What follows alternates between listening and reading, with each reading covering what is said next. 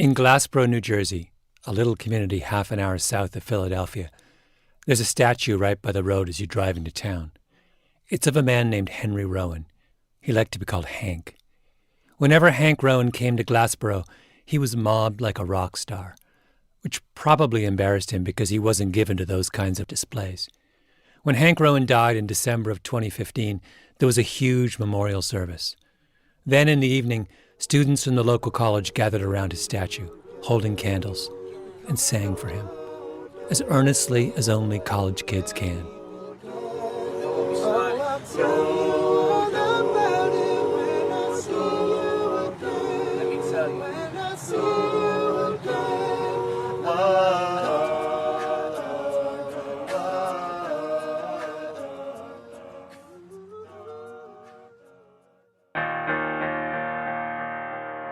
My name is Malcolm Gladwell. You're listening to Revisionist History, my podcast about things overlooked and misunderstood.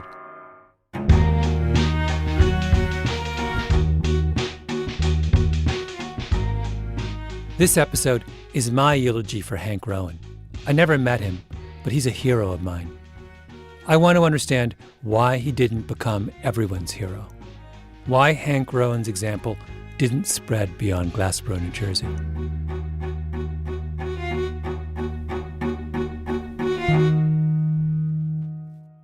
He was 6'1" or so, not a huge football player size, and 180 pounds, thin but not skinny, and had a loud voice, strong presence, and he was. What was his management style like? Benevolent dictator, I think. That's Rowan's daughter, Ginny Smith. She now runs the company her father started in 1953. It's called Inductotherm. It's right off the New Jersey Turnpike. They make industrial furnaces for melting metal. He started the company basically in our garage, and then he sold his first job to the Mint, which was kind of fun, and then the second job to GE, and then the furnaces just got bigger and bigger. Now some of them are 50-ton. They're just huge. And kept branching out and acquired some companies, and it grew like Topsy, but he also worked very, very hard at it and hired good people. Rowan built Inductotherm into a multinational corporation. Thousands of employees around the world, and he became a very wealthy man, although you wouldn't have known it. He would run around in scuffed shoes and trousers, not worried about that. He didn't care how he dressed or looked. Rowan was an engineer, raced sailboats, flew planes, believed in hard work, free enterprise. But you couldn't get him to buy a fancy car. He was a Nash Rambler guy in the early days, and he poo-pooed Mercedes because Mercedes wasn't one of our customers. What did he drive sort of near? He drove Oldsmobiles and Buicks, and finally the company here insisted he drive a Lincoln. He drove it into the ground just about. Oh, it had a Cadillac once, but he towed his boats with that too because it had a bigger engine, None of this drive around and wave at people stuff. Yeah. Almost 30 years ago, Hank Rowan became friends with a man named Phil Tuminia. Tuminia was head of development for the local college, Glassboro State, just down the road, a little university started back in the 1920s on 25 acres. Tuminia would drop by and see Rowan on his way up to Trenton. Everyone involved with Glassboro and Rowan has their own version of this story. But here's how Rowan remembered it in an interview he gave a few years before he died. It's with Don Farish, who's the former president of Glassboro State. He asked Rowan how he first got involved with the college. Well, I think we blame it all on Phil Tuminia. Because he came to see me and asked if I might make a donation to the scholarship fund of $1,500. Right. Well, that sounded easy, $1,500, so we gave him $1,500. And you know what? He came back. Tuminia wanted Rowan to give money to the business school, which was pretty dilapidated. So he pushed that for a while, and finally I said, Phil, I have zero interest in your school of business. What this world needs is more engineering, how to make things. We have to produce. And Phil, what would you do with $100 million? And he nearly fell off the chair. But that's how we got to that level, and that was the beginning. So you're the one that suggested the $100 million figure, not yeah, he was talking about 10. I see. This is 1992, a generation ago. Almost nobody gave donations of $100 million back then. This was unheard of money. Rowan's gift made headlines around the country. He set a new standard. Did you think it changed the world? You're damn right it did. At Rowan's memorial service, Phil Tuminia gets up and says, I think accurately, that Rowan is the person who triggered what has become one of the greatest explosions in educational philanthropy since the days of Andrew Carnegie and the Rockefellers. From July of 1992 until the end of that decade, 20 gifts of $100 million or more were given out in this country. According to the Chronicle of Philanthropy, as of right now, spring of 2016, we're up to 87 gifts of $100 million or more to higher education.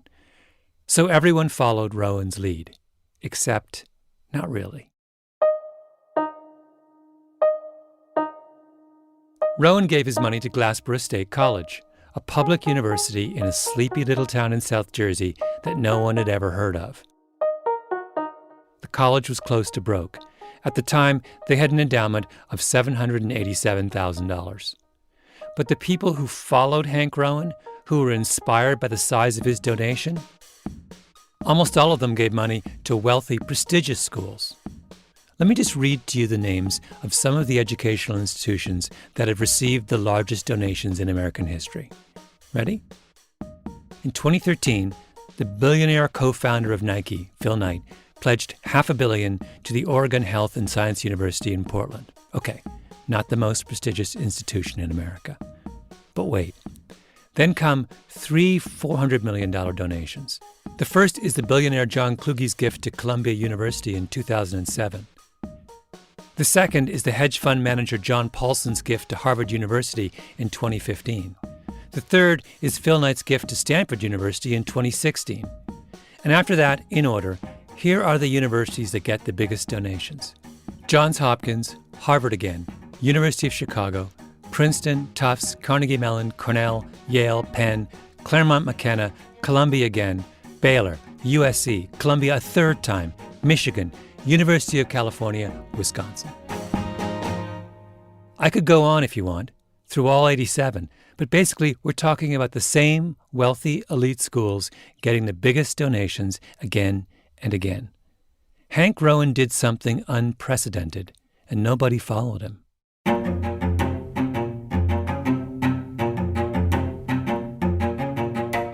This episode is the third in my three-part revisionist history mini-series, re-examining the promise of higher education. The first installment was about why the educational system struggles to find talented low-income students. The second episode was a comparison of Vassar and Bowdoin and why it's so difficult for some colleges to find the money for financial aid. But today I want to talk about educational philanthropy, which I think is an issue that doesn't get talked about nearly enough. Higher education in the United States runs on philanthropy. There are almost no schools that can pay their bills just on the strength of students' tuition. Those days are over. Philanthropy is what makes the wheels turn. But there's a problem. A lot of that philanthropy doesn't make any sense. It's going to the wrong places for the wrong reasons. Those of you who follow me on Twitter will know that I'm obsessed with this issue. After John Paulson gave his $400 million to Harvard in 2015, I had a kind of Twitter meltdown, sending tweet after tweet, including, "It came down to helping the poor or giving the world's richest university $400 million it doesn't need. Wise choice, John." And then, "If billionaires don't step up, Harvard will soon be down to its last $30 billion. Then when Phil Knight gave $400 million to Stanford, I got called up for comment by the New York Times. I said that Stanford was part of a crazy arms race and ought to cut its endowment in half and give the balance to schools that actually need the money. The next day, I got an email from the president of Stanford, John Hennessy. He wanted to get together and convince me I was wrong. So I talked to him, and we'll get to that conversation in a minute. For now, I will only say that I was completely baffled by my talk with Hennessy. It was as if he and I were speaking different languages. I understand the people who give money to those who need money. The people who give money to those who already have all the money they need, I don't understand that. What are they thinking? Let me run an idea by you, which I think helps to frame this question. It has to do with soccer. Actually, the difference between soccer and basketball. This idea comes from two economists named David Sally and Chris Andersen, who wrote a really great book a couple years ago about soccer called The Numbers Game. One of the questions they asked was, what matters more if you want to build a great soccer team? How good your best player is, or how good your worst player is? And their answer was, in soccer, what matters is how good your worst player is. Soccer is a game where if you get a single goal, if you just happen to be lucky, that goal may hold up. That's David Sally. And so mistakes turn out to be a very important part of soccer as a team sport. That leads you to think about, well, mistakes more often happen or more often produced by weaker players on the pitch. Sally's argument goes like this. A soccer team has 11 players on the field at any one time. Suppose one is a superstar, and your worst player is maybe only 45% as good as the superstar. Because soccer is a sport where everyone on the field depends on everyone else, that 45% player can make one mistake and completely negate the skill of the best player. You can have 8 beautiful passes in a row, but if your worst player, your 45% player, botches the 9th, then all the previous 8 beautiful passes are all wasted. That's right. And because of the nature of soccer, those 8 beautiful passes may have only increased your likelihood of victory by a small percent, but then it goes right back to zero because somebody turns the ball over. Sally and Andersen did a statistical analysis. They looked at the top soccer clubs in Europe and showed that if those teams upgraded their poorest players instead of their best players, they would score more goals and win more games, a lot more. Soccer is a weak link game.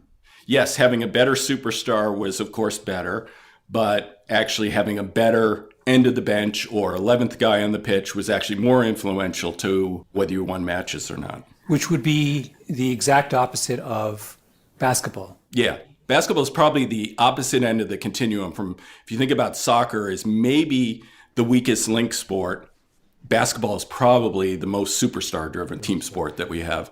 Even the greatest basketball teams often have 1 and sometimes even 2 players who are barely better than mediocre. What matters in basketball is not how good your 5th player is, it's how good your superstar is. It's a strong link game. Think about Lionel Messi, maybe the greatest soccer player of his generation, versus Michael Jordan, the greatest basketball player of his generation. What Jordan could do on a basketball court was Jordan could guarantee or virtually guarantee that he could get the ball. You couldn't really stop him, right? He could go to the backcourt, pick up the ball. He could dribble it forward. He could break double teams. You could try to send 3 guys at him, but then you're really opening yourself up. He could go and get a shot. Leo Messi is so good that sometimes, some rare times, where in fact he can dribble the length of the pitch. But the fact is that he in most instances, he really can't. He needs those 8 beautiful passes to set him up. And then he could do something amazingly transcendent with it.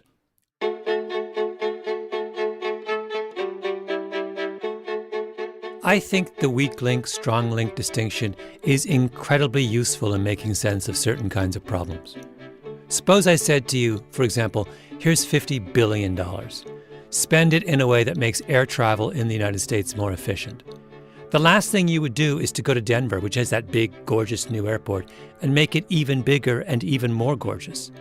No, you'd go to the worst and most crowded airports in the country, LaGuardia, Newark, Kennedy, and make them better. Because every single day, delays at Newark and LaGuardia and Kennedy ripple across the country and delay planes everywhere. You'd spend all $50 billion in New York. If you do that, you're essentially saying air travel in the United States is a weak link problem. We're limited by how good our appalling New York airports are, more than by how good our best airports are. Here's another example. One of the great puzzles of the Industrial Revolution is why it began in England. Why not France or Germany? One theory is that England was lucky enough to have more geniuses than anyone else, like James Watt, who invents the steam engine. But there's an economist named Joel Mokyr who makes a really compelling argument that England's advantage is that it had way more craftsmen and skilled engineers and experienced and mechanically minded backyard tinkerers than anyone else. Those were the people who were able to take those inventions and perfect them and make them useful. Mokier is saying that the Industrial Revolution was a weak link phenomenon, not a strong link phenomenon. And because Britain had more craftsmen than France or Germany, that meant Britain had a huge advantage. So what's Hank Rowan? Hank Rowan is a weak link guy. He wants to make a difference, to make his country a better place. And he thinks the best way to do that is to improve the 45% player, not the superstar. He thinks America is soccer, not basketball. You're a graduate of MIT. Right. Here he is again in the interview with Don Farish of Glassboro State. Now, I would assume that MIT at that time would have been interested in receiving a gift of that size from you. Did you think about giving it to that university? Or? No. Okay. They were at the time trying to raise $750 million. Mm-hmm. And my little $100 million wouldn't have made hardly any difference at all. Hardly any difference at all. That's David Sally's point about soccer. Upgrading the superstar doesn't help as much as upgrading the worst player. Here's Hank Rowan's daughter Ginny again. Basically, he said MIT had the greatest engineering school, bar none. He said it was the best education he could ever imagine. And he said, I'm sure they would do good things with my money. They'd build a building or do something positive. But he said it wouldn't make the difference that it's going to make down here. He said, I enjoy making a difference in this world. So he funds an engineering school in Glassboro. It's not the best or the fanciest engineering school in the country, but it's not supposed to be.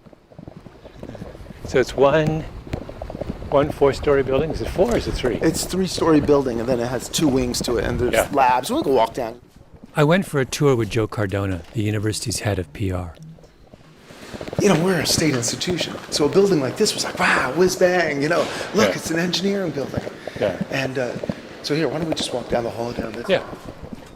The school was built in the mid-1990s for 500 students. They've now crammed 750 into the building, while they wait for a new annex to be finished next door. Eventually, they want to double the school's size. The point is not to be more exclusive. It's to get bigger, to serve more students. Cardona and I stopped by a lab where a group of students were working on a Baja car, basically a home-engineered dune buggy that will race against other engineering schools on an endurance course. So we got some aircraft-grade aluminum, and we have a 2-axis water jet cutter that can cut out profiles, and we designed a part that's bolted together. That way, it's nice and strong, and they're graded bolts, but if it does break, you can replace individual pieces without having to make a whole new assembly. The 4 students I meet, Matt, Sean, Owen, and Kyle, all grew up around here. Are most of the students in the engineering school from New Jersey? I would say a good majority, but not all of them. Yeah. Net tuition in-state is about $9,000 a year, which is pretty reasonable for an engineering school. 95% get jobs in engineering when they graduate. And we really want to do what I call a blue-collar research. Research that is practical, that people can see the tangible result of. Ali Hushman, the university's president. He's an immigrant from Iran. He grew up in a slum in Tehran, 5th in a family of 10. People used to ask me to compare it. I said the best comparison would be to tell you, if you have seen Slumdog Millionaire, you look at that, this one was twice as hard and tough. Oh, wow. Yes. We're a very close family, but very poor. I mean, poor to the extent that you would walk in the streets without shoes. Hushman runs marathons, which is kind of what you'd expect, right, for someone who made it out of the slums of Tehran. A typical student at the engineering school, where are they from? Can you give me a kind of profile of a profile of a kid from engineering? A father is a fireman. A mom is a teacher. The kid has been going to a public school. He's from 40 miles from here, and he's just a brilliant young man or woman, gone through public school and got great scores, and very much focused. He's you, in other words. Yes. School full of Ali. Yes. Yeah. That's the beauty of it, Malcolm. That's why I say it's a blue-collar university. Now, I'm convinced by Ali Hushman and by Hank Rowan. I think American society really is soccer. We're so interdependent and we need so many perfect passes to score a goal that our challenges are weak link, not strong link. What matters is how good our 11th player is, not our first. We're in a second industrial revolution, and the lesson of this one isn't any different from the lesson of the last one. But it's really hard to get people to accept weak link arguments. David Sally, the economist who studied soccer, says he'll go to some billionaire oligarch who owns an English Premier League team and say, don't spend your £80 million on one superstar player. Spend it on 4 pretty good players at £20 million each. But the oligarch doesn't want to hear that. If the oligarch is only worried about winning soccer matches, I can sell that. That's believable. Oligarchs buy teams for many other reasons, including wanting to hang out with really good-looking soccer strikers and wanting to sell a lot of shirts. A weak link strategy is not going to be the most glamorous thing. And that's the problem. Superstars are glamorous. Nobel Prize winners are glamorous. Regional universities in rural South Jersey and solid, capable midfielders are not. What people remember are the unbelievably beautiful goals. It's a brilliant run from Messi. Did he go all the way? It's one of the great Copa del Rey final goals. They may not realize that the 7 maybe less glamorous passes that set up that 8th beautiful through ball were maybe arguably just as important, but they were much more mundane and they just involved simple movement to open spaces, and people don't adequately value that. When we asked ourselves the question, what could Stanford do to make a better contribution to the world? We quickly converged on building a scholarship program that would bring the most talented students and prepare them to be leaders in the world, to lead on attacking the important problems. John Hennessy, president of Stanford University since 2000, widely considered one of the greatest presidents in Stanford history. As I began to think about the end of my term as president, I started to think, was there something else perhaps we could do where we could build on everything we've put in place at Stanford and offer something that would be a great thing for the world? Not long before we talked, I took a walk across the Stanford campus, and it's like entering a shrine to higher education. Everything is gleaming, gorgeous, groomed, green. That's all Hennessy's work. He's transformed the school, doubled the endowment from $11 to $22 billion, made it into maybe the greatest university in the world. When we talked, he was just about to retire and thinking about his legacy. Many people, myself included, became increasingly concerned about what we saw as a void in great leadership around the world, in the public sector as well as in the private sector. Hennessy decided he wanted to start a graduate program, kind of like the Rhodes Scholarship. Every year, it would bring 100 of the brightest, most accomplished college grads from around the world to Stanford and let them apply their minds to the problems of the world. He goes to his deans, then his trustees. Everyone loves the idea. And then over the summer, last summer, I went to Phil Knight and explained the idea to him, and he was enthusiastic about it and came back a month later and said he'd help us make it happen. Remember, Phil Knight is the co-founder of Nike, a billionaire many times over, and a serious philanthropist. How did you pick Phil Knight as someone to approach? Was he the first person you approached? I knew Phil had been concerned about leadership globally. He and I had had a good working relationship. So he ends up giving $400 million. How does one arrive at that number? Is that a number you suggested to him, or? It's roughly half. I mean, our goal is somewhere in the 750 to 800 to implement the entire program, secure it permanently. And so I think in the past, finding a naming gift that of that scale is probably necessary, and then you can find gifts to fill in the rest of it. It was my criticism of the Phil Knight donation that led Hennessy to get in touch with me.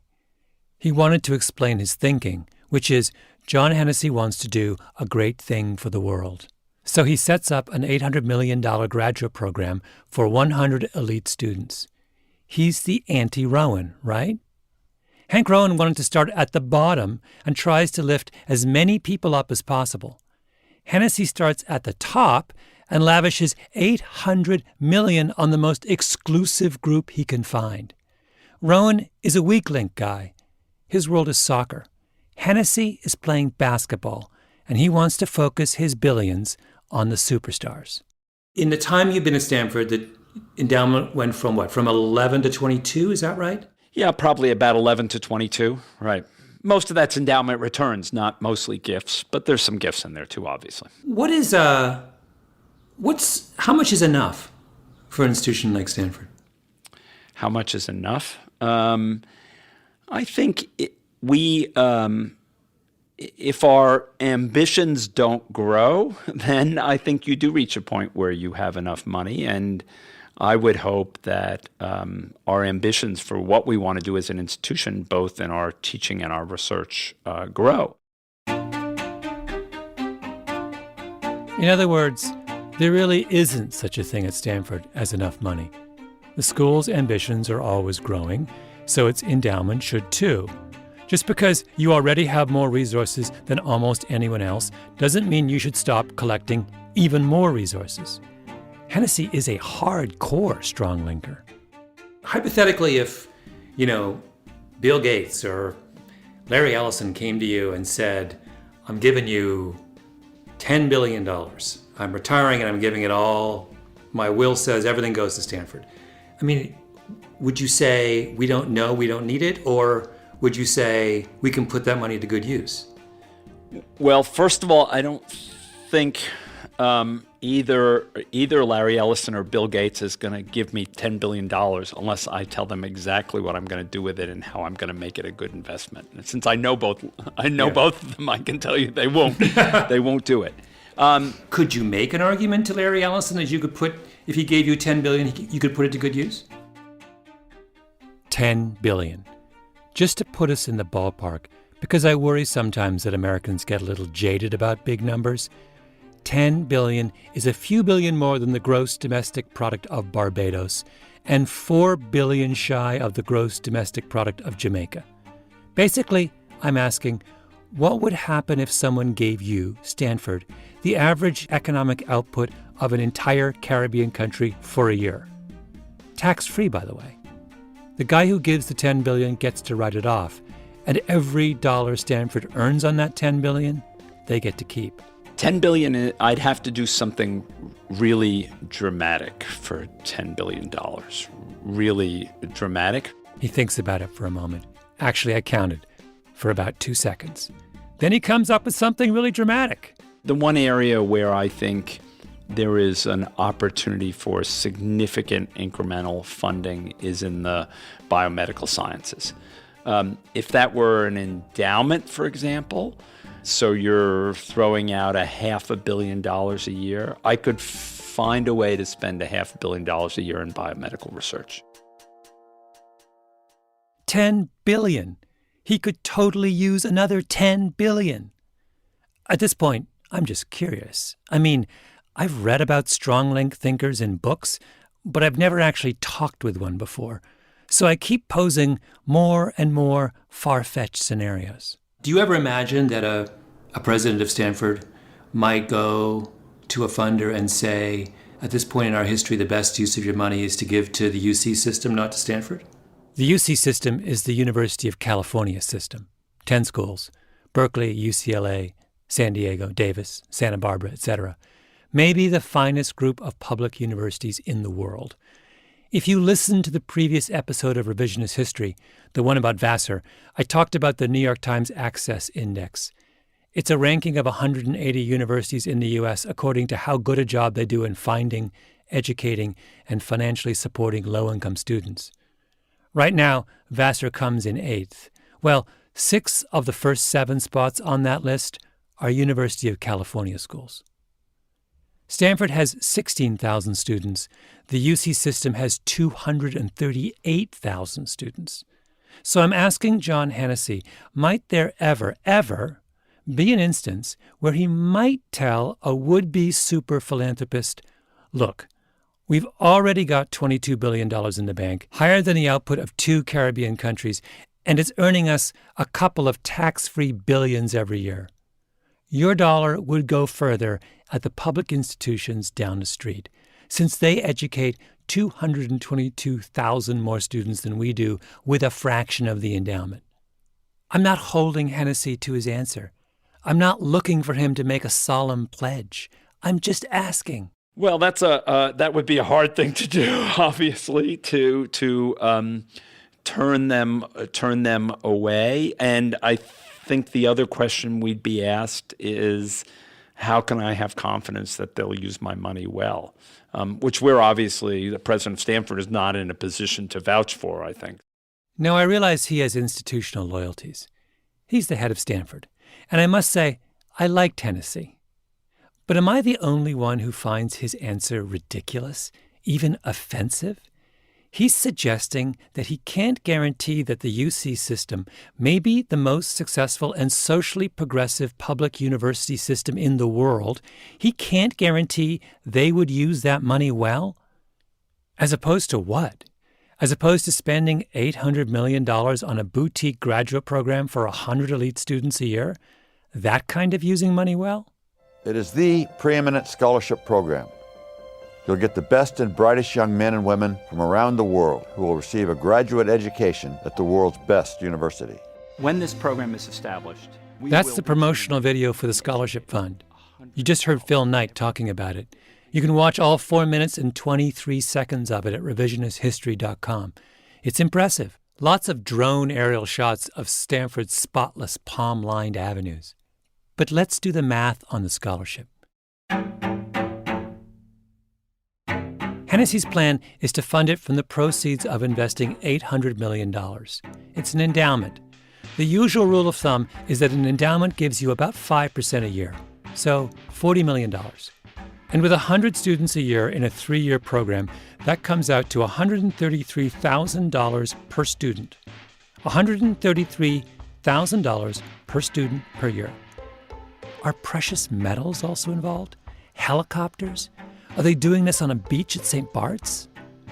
When Hennessy announced this scholarship, he gave an example of the kind of issues that perhaps these mega scholars could tackle. He thought that they could look at the effects of the $100 million gift that the Facebook founder Mark Zuckerberg gave to the Newark, New Jersey public school system. Newark historically has some of the worst public schools in the country. And I guess the reason Hennessy thought Zuckerberg's gift needed to be studied was that there's a feeling among some that the donation hasn't had quite the impact people thought it might. This is the exact quote Hennessy gave to the New York Times. Nobody understood the real difficulty in making significant change in the public education system. The first thing that the Strong Link guy wants to do with his crack team of $800 million scholars is critique the weak link decision to spend $100 million on poor kids. A billionaire gives a fortune to an elite school in order to understand why another billionaire's donation to a poor school isn't working out. And what if Stanford's mega million-dollar scholars can't answer that question? Should another billionaire give even more money to an even more elite school to answer the question of why the $400 million gift to study the $100 million gift hasn't worked out? Please stop me before I tweet again. I'm not saying that the Strong Link approach is never appropriate. I grew up in Canada in the 1970s, and at that time, the country had lots of good universities. But there was a feeling that what the country needed was at least one world-class science and technology university. So they created that, the University of Waterloo, and it was a great idea. But the United States today is not Canada in the 1970s. It does not suffer from an excess of egalitarianism. It suffers from the opposite problem. Its strong links have never been stronger. And when you make strong link arguments at a time like now, you end up sounding ridiculous. Just listen. February 2014. The billionaire hedge fund manager Ken Griffin gives $150 million to Harvard. It's to support Harvard's financial aid program. Here's what the president of Harvard says. Ken Griffin's extraordinary philanthropy is opening Harvard's gates wider to the most talented students in the world, no matter their economic circumstances. And here's what Ken Griffin says. My goal with this gift is to make sure, and this is the exact quote, that our nation's best and brightest have continued access to this outstanding institution. Now, let me remind you, at the time of Griffin's gift, Harvard had an endowment of $36 billion. So a billionaire gives $150 million to an institution that has an endowment of $36 billion because he thinks the school needs help opening its gates wider to the most talented students in the world. Because he's worried that $36 billion might not be enough to ensure continued access to this outstanding institution. These two comments were not off-the-cuff remarks. I'm reading them from the official Harvard press release. Trained professionals perfected those quotes. Smart, Harvard-educated people approved them. They probably sat down in teams around a long oak antique conference table dating back to the 1800s and came up with what they thought was the most compelling justification for why giving another $150 million to Harvard is a good idea. Is that the best they could come up with? We're talking because I, as you know, have been critical of I'm part of the backlash, I guess. Back to my conversation with John Hennessy of Stanford. And I'm just curious about how common or how often do you run into backlash, to people saying enough with some of these large, am I a lonely voice, or is this something that you have encountered a lot and think about a lot? We don't encounter it a lot. I would say, I think the reason we probably don't encounter it is that we don't view this as who gets the biggest slice of pie here. We view it as what can we do that's transformative? How can we increase our contribution to the world? I mentioned maybe the most obvious criticism of what Stanford is doing, and he says, we don't encounter it a lot. Apparently, the president of Stanford only encounters people who look at American higher education and conclude that what it really needs is more money at the top. With all due respect, the president of Stanford needs to get out more. Take a little trip to Glassboro, New Jersey, to the campus of what's now called Rowan University. Maybe take a look at the statue up front. How can we not talk about family when family's all that we got? Everything I would do, you were standing there by my side. And now you gon' be with me for the last ride. You've been listening to Revisionist History. Sometimes the past deserves a second chance.